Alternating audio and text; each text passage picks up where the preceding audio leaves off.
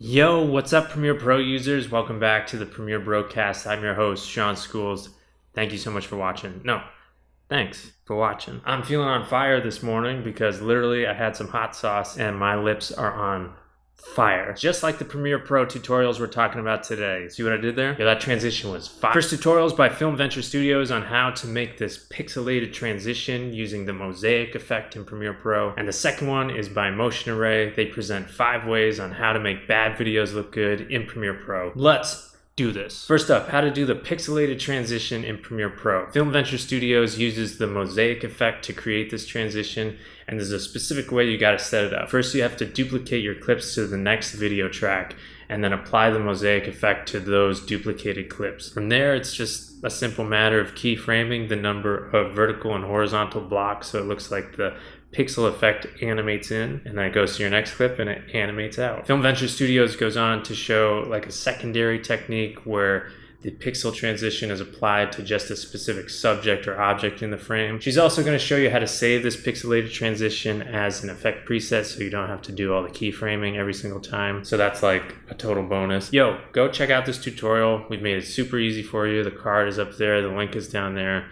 Let us know what you think. Second tutorial is by Motion Array, and host Jordan Dewick presents 5 ways to make bad videos look good in Premiere Pro. Obviously, the temptation is to like click on this video thinking it's gonna solve all your problems. And within the first like 30 seconds, Jordan totally dispels that. If you have bad footage, just reshoot. But sometimes, obviously, you can't reshoot, and sometimes your footage is within range of saving. And that's how I would describe it. There's a range of poor quality that you can kind of salvage. Once it goes outside of that range, you just gotta reshoot. So the first 3 ways deal with specific problems, very common problems that you find in poorly shot footage.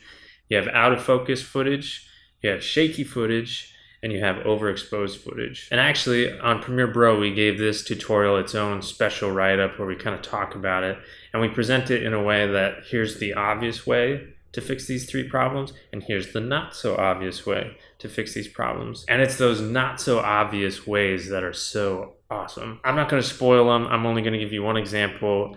With fixing shaky footage, obviously, you apply the warp stabilizer.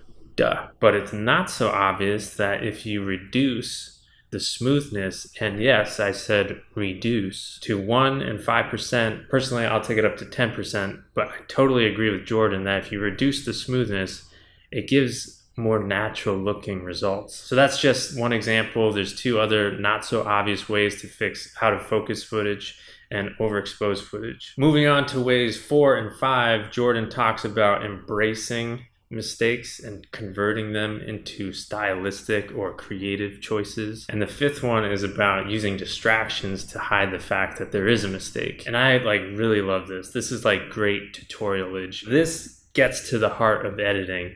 As Jordan says, video editing is really just problem solving. That's all we're doing from frame to frame, cut to cut, effect to effect.